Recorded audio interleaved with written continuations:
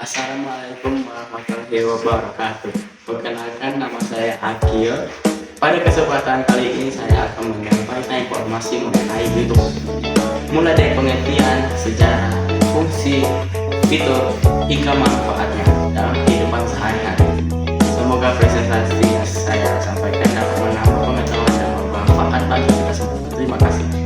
Masalah pertama adalah pengertian YouTube. YouTube adalah platform berbagi video yang memungkinkan pengguna untuk mengunggah, menonton, membagikan, dan berinteraksi dengan berbagai jenis konten video yang melalui internet.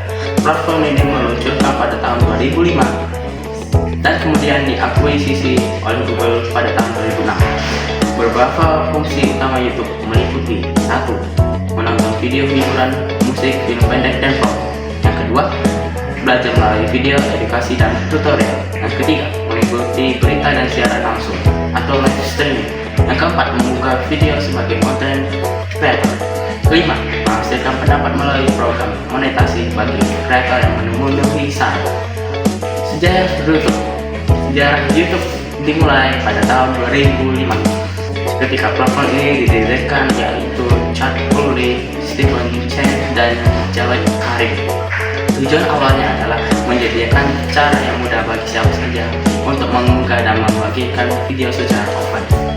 Berikut garis waktu singkat perkembangan YouTube.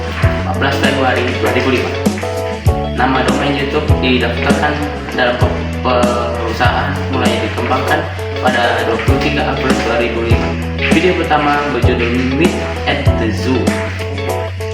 Cara kerja YouTube bekerja sebagai platform yang menghubungkan kreator konten dengan konten melalui sistem penyimpanan video, pencarian, dan rekomendasi. Secara sederhana, cara kerjanya adalah sebagai berikut.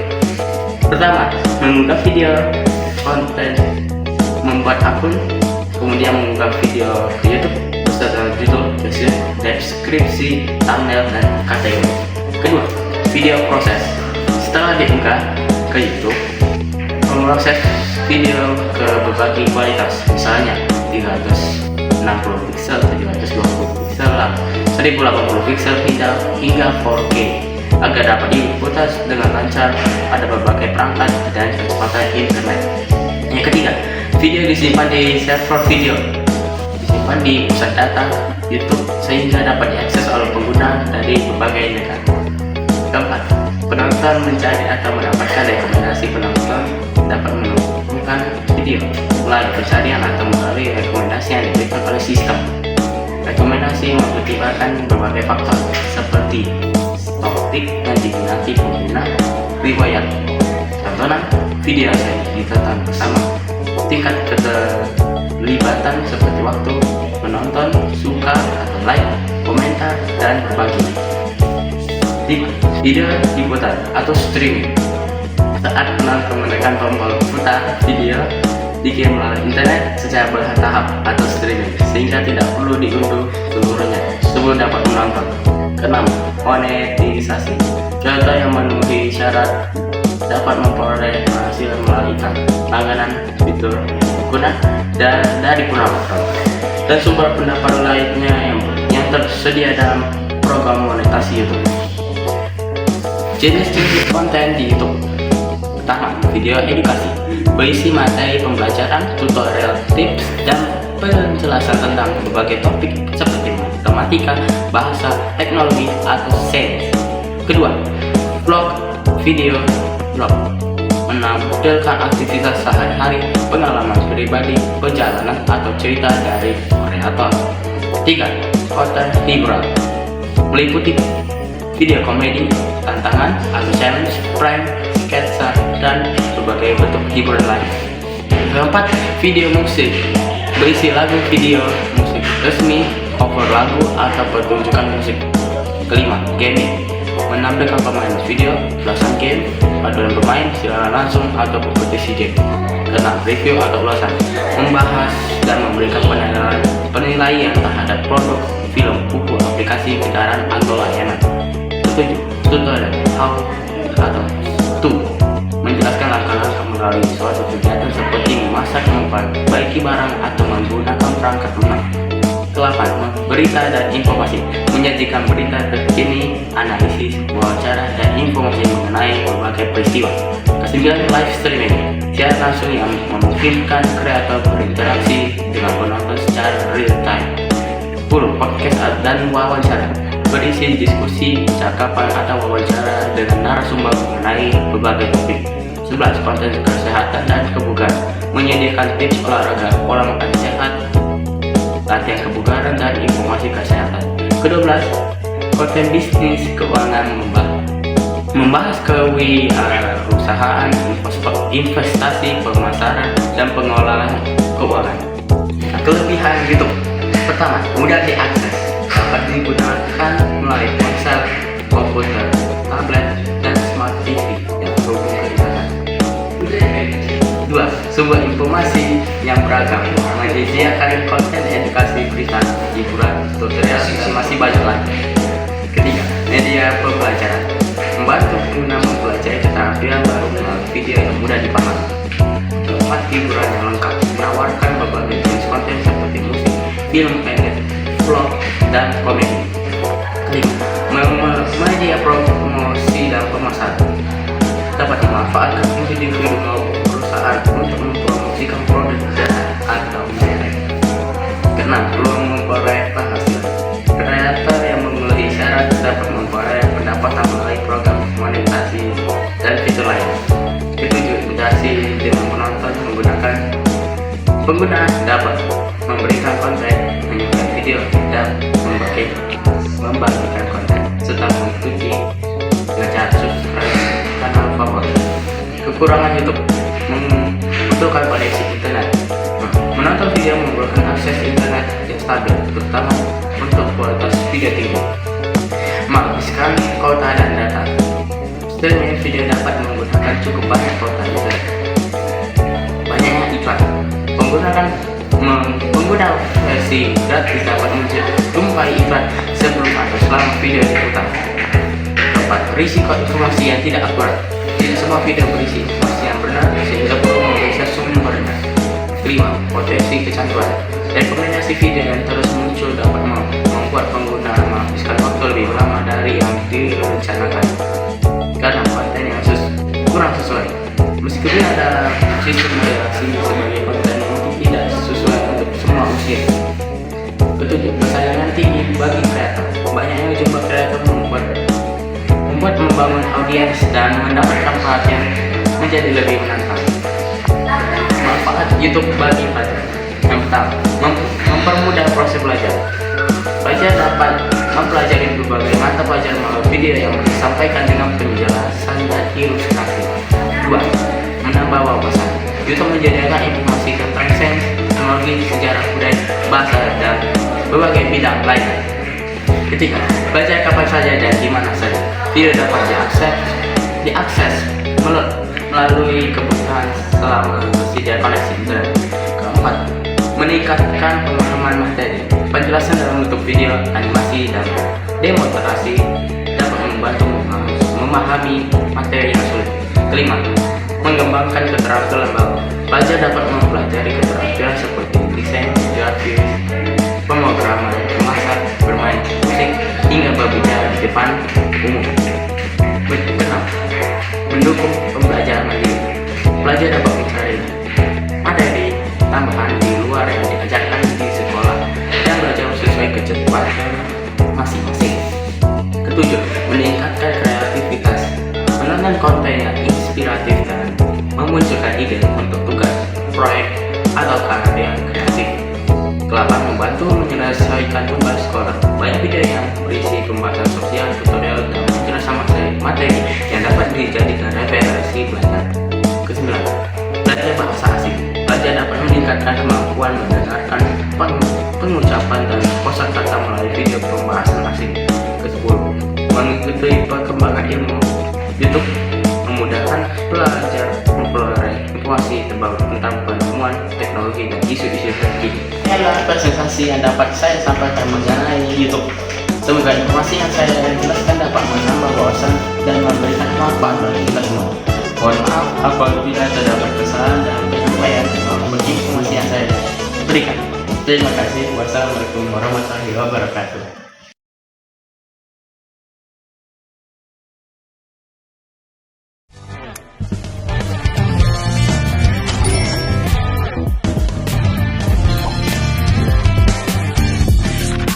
Halo semuanya, terima kasih atas waktu yang diberikan kepada saya. Perkenalkan, nama saya Fani selaku presenter pada sore hari ini. Di sini saya akan memaparkan strategi pengembangan bisnis startup dengan judul Pasang Surut dan Masa Depan Bisnis Startup. Pernahkah Anda menyadari betapa pentingnya aplikasi di ponsel Anda? Di pagi hari kita memesan Gojek online, di siang hari kita berbelanja di e-commerce, dan di malam hari kita memesan makanan di aplikasi kuliner. Semua kemudahan itu terlahir dalam satu wadah inovasi yang sering kita sebut startup.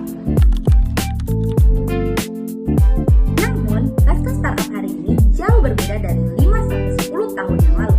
Jika dulu kita sering mendengar kisah sukses perusahaan membakar uang demi pertumbuhan cepat, hari ini kita akan menyaksikan realitas yang berbeda. Hari ini saya akan membawa Anda semua melihat bagaimana perkembangan bisnis startup dari masa ke masa, badai startup winter yang sempat melanda, hingga bagaimana arah masa depan industri ini. Mari teman-teman kita mundur sejenak dari periode 2015 hingga 2021. Ini adalah era kemasan atau the golden era dari startup digital, khususnya di Indonesia. Pada masa ini, indikator kesuksesan sebuah startup diukur dari sebuah kecepatan pertumbuhan. Indikator utamanya adalah unicorn dan decacorn. Untuk unicorn sendiri, valuasi di atas 1 million US dollar dan decacorn valuasi di atas 10 million US dollar. Para investor modal Ventura sangat royal untuk menggelontorkan dana. Strategi yang digunakan mereka adalah bakar uang melalui diskon besar-besaran, gratis ongkir, dan promo gila-gilaan. Tujuannya hanya satu, mengubah kebiasaan masyarakat dan menguasai pasar secepat mungkin. Strategi ini berhasil menciptakan ketergantungan digital yang kita rasa sampai sekarang. Namun, hukum ekonomi selalu berputar. Memasuki tahun 2022 hingga pertengahan 2024, dunia dikejutkan dengan fenomena yang disebut startup winter atau musim dingin startup. Apa yang terjadi? Inflasi global meningkat, suku bunga bank sentral melonjak, dan situasi geopolitik memanas. Investor tidak lagi royal. Mereka mulai bertanya-tanya, kapan startup ini akan menghasilkan keuntungan nyata? Akibatnya, pendanaan mengetat secara drastis. Startup yang tidak memiliki fondasi keuangan yang kuat mulai bertumbangan. Kita melihat gelombang pemutusan hubungan kerja atau PHK, massal di berbagai perusahaan teknologi pasar, penutupan layanan, hingga konsolidasi. Era bakar uang resmi berakhir. Paradigma bisnis startup bergeser secara radikal. Dulu, fokus kepada growth atau pertumbuhan penggunaan dan transaksi. Dan sekarang fokus kepada profitability atau keuntungan dan sustainability atau keberlanjutan bisnis. Teman-teman sekalian, perkembangan bisnis startup mengajarkan kita sebuah pelajaran berharga dalam dunia bisnis. Inovasi tanpa profitabilitas adalah ilusi, namun profitabilitas tanpa inovasi adalah kematian. Startup masa depan bukan lagi tentang siapa yang paling pintar membakar uang atau siapa yang paling cepat meraih status unicorn. Startup masa depan adalah tentang siapa yang paling tangguh beradaptasi, memiliki tata kelola keuangan yang sehat, dan memberikan dampak nyata bagi masyarakat berkelanjutan. Bagi kita sebagai generasi muda, perubahan lanskap ini bukan sebuah kemunduran, melainkan peluang untuk membangun atau bergabung dalam bisnis yang lebih matang, rasional, dan berdampak jangka panjang. Saya Stefani, terima kasih atas perhatian Anda. Selamat sore.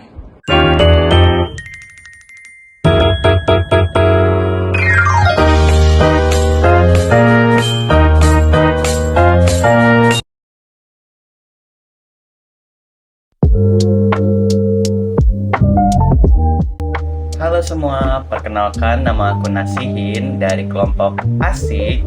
Kali ini aku akan membahas atau menjelaskan apa itu vintage atau financial technology. Di zaman sekarang, teknologi sudah masuk ke hampir semua aspek kehidupan kita, termasuk dalam dunia keuangan. Dulu, kalau kita mau transfer uang, bayar tagihan, atau pinjam uang, kita harus datang langsung ke bank atau ATM setempat. Tapi sekarang, semua itu bisa dilakukan hanya lewat smartphone atau handphone. Nah, perkembangan inilah yang disebut dengan vintage atau financial technology. Lalu, sebenarnya apa itu vintage? Bagaimana cara kerjanya, apa manfaat dan resikonya? Di video ini, kita akan membahas semuanya secara lengkap, jadi simak sampai selesai. Vintage adalah singkatan dari financial technology, yang berarti teknologi keuangan. Secara sederhana, vintage adalah penggunaan teknologi untuk mempermudah layanan keuangan agar lebih cepat, praktis, dan efisien.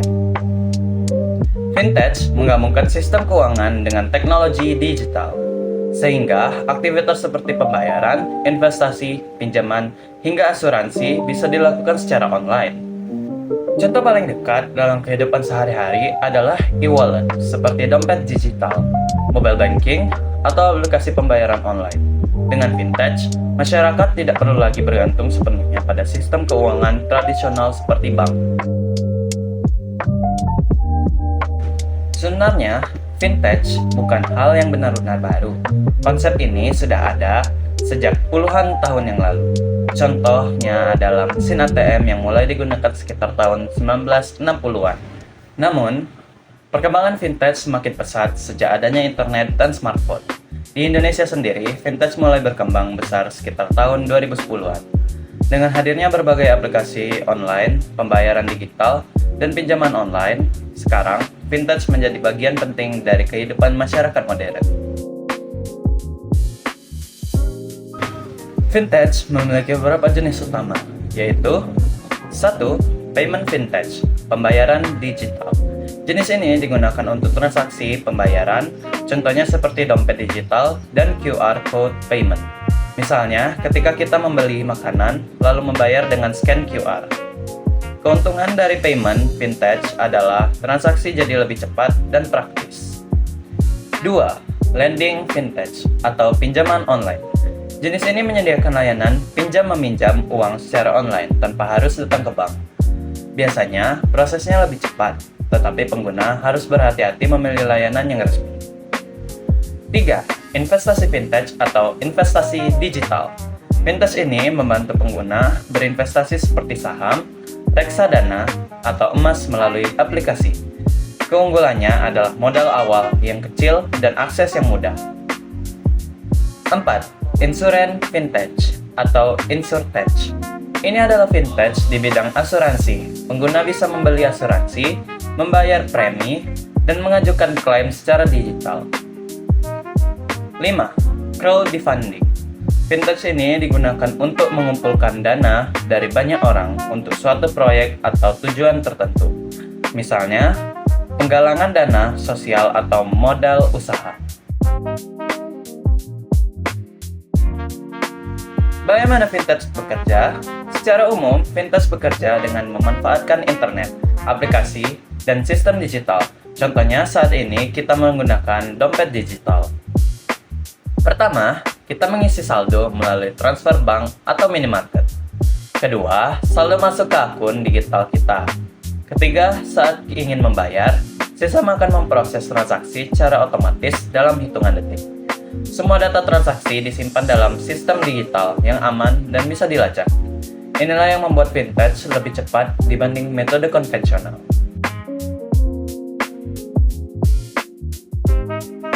Vintage memiliki banyak manfaat, di antaranya 1. Praktis dan cepat. Semua transaksi bisa dilakukan kapan saja dan di mana saja. 2. Menghemat waktu. Tidak perlu antre di bank atau ATM. 3. Akses lebih luas. Orang yang tinggal jauh dari bank tetap bisa menggunakan layanan keuangan. 4. Biaya lebih murah. Beberapa layanan vintage menawarkan biaya transaksi yang lebih rendah. 5. Meningkatkan literasi keuangan. Banyak aplikasi vintage menyediakan fitur edukasi tentang pengelolaan uang.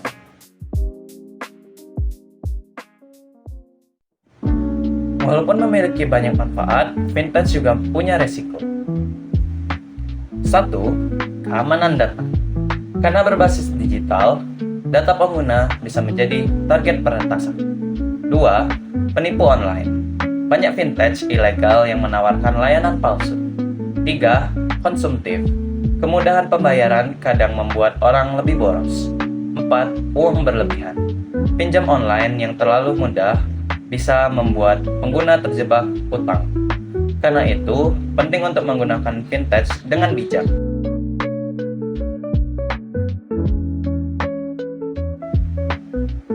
Tanpa sadar, kita sebenarnya sering menggunakan vintage setiap hari. Contohnya, membayar makanan menggunakan QRIS, membeli pulsa lewat aplikasi, transfer uang lewat mobile banking, menabung atau menginvestasi lewat aplikasi, membayar tagihan listrik dan internet secara online. Semua itu adalah contoh nyata vintage.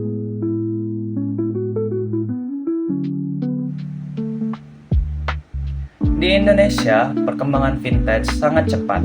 Hal ini didukung oleh meningkatnya pengguna smartphone dan internet. Pemerintah juga mengawasi vintage melalui Otoritas Jasa Keuangan dan Bank Indonesia, agar layanan vintage tetap aman dan terpercaya.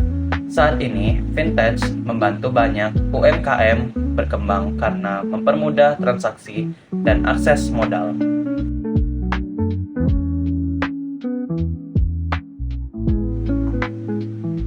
Di masa depan, vintage diperkirakan akan semakin maju dengan teknologi seperti artificial intelligence atau AI, blockchain, dan biometrik. Mungkin nanti kita bisa melakukan transaksi hanya dengan wajah atau sidik jari, tanpa kartu ataupun uang tunai. Vintage juga berpotensi membuat layanan keuangan menjadi lebih inklusif, artinya lebih banyak orang bisa mengaksesnya. Jadi, kesimpulannya, vintage adalah inovasi teknologi di bidang keuangan yang membuat hidup kita lebih mudah, cepat, dan efisien. Namun, di balik kemudahannya, kita juga harus tetap bijak dan berhati-hati dalam menggunakannya. Karena teknologi yang baik akan memberi manfaat besar jika digunakan dengan benar. Terima kasih sudah menonton video ini. Semoga penjelasan tadi membantu kalian memahami apa itu vintage. Sampai jumpa di video berikutnya. Dadah!